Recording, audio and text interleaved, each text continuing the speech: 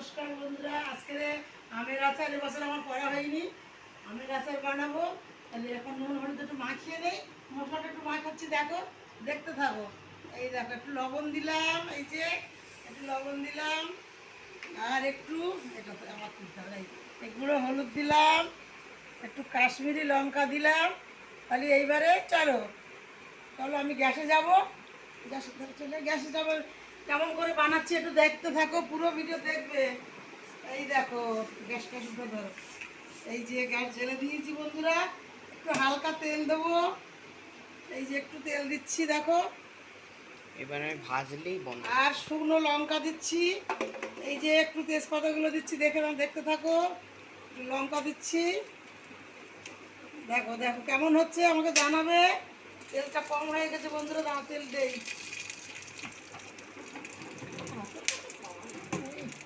তেলটা একটু কম হয়েছে, আবার আমি একটু তেল দেব। কেমন হয়েছে আচার? অনেকেই টক টক ঝাল ঝাল, এই আচার খুব দুর্দান্ত লাগে। এই গরমের সময় আচার খাওয়ার মজাই আলাদা। হ্যাঁ, তেঁতুলের আচার, টক আমের আচার।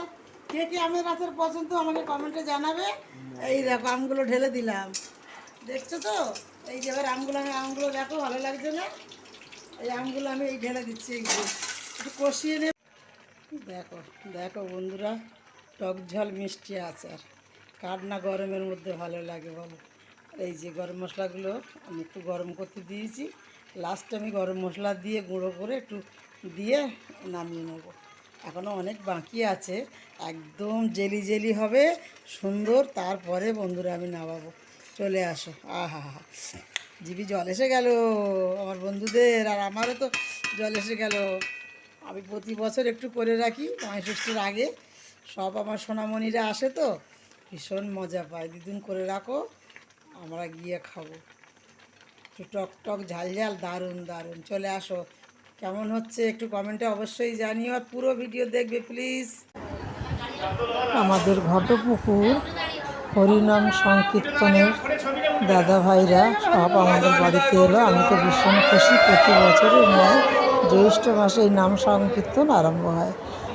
বাংলায় 1 তারিখ থেকে ব্যাপী 4 প্রহর, অষ্টম প্রহর, আর সারা রাত সারা দিন কীর্তন, আর পালা কীর্তন হবে একদিন সারাদিন সারা রাত। তোমরা এসো, আমন্ত্রণ থাকলো। ভীষণ ভালোবাসে দাদাভাইরা, প্রতি বছর আসে। 4 বছর দেওয়া হয়ে গেল। আমি বললাম দাদাভাই, তোমাদের পায়ের ধুলো, হরিনাম মানে আমার বাড়ির দল এসেছে, পায়ের ধুলো মাথায় নিলাম। তোমরা ভালো থাকো, সুস্থ থাকো, আর এই নামে ধ্যানে তোমরা যুক্ত হয়েছো। আরও রাধারানী হরে কৃষ্ণ তোমাদের আরও আগিয়ে নিয়ে যাক। এই নাম সংকীর্তনে তোমরা যেন আরও জয়ী হোক। তোমরাও ভালো থাকো, সুস্থ থাকো। আর আমার দিদিভাইদের ইউটিউব চ্যানেলদের বলছি, আমাকে পাশে থেকো, সুস্থ থেকো। হরে কৃষ্ণ, রাধে রাধে। আমার দিদিভাই আসি। এই বাচ্চাগুলো তো আছে, ওর মা তো চলে গেল। আরে, চারটে বাচ্চা, সকালবেলা উঠে দেখি ঘরের মধ্যে ওর মা কই? ওর মা তো পালালো কেন বাচ্চাগুলো ফেলে? আবার কখন আসে? দেখো, সকালবেলা উঠি এতগুলো বাচ্চা কোথা থেকে এলো জানি না।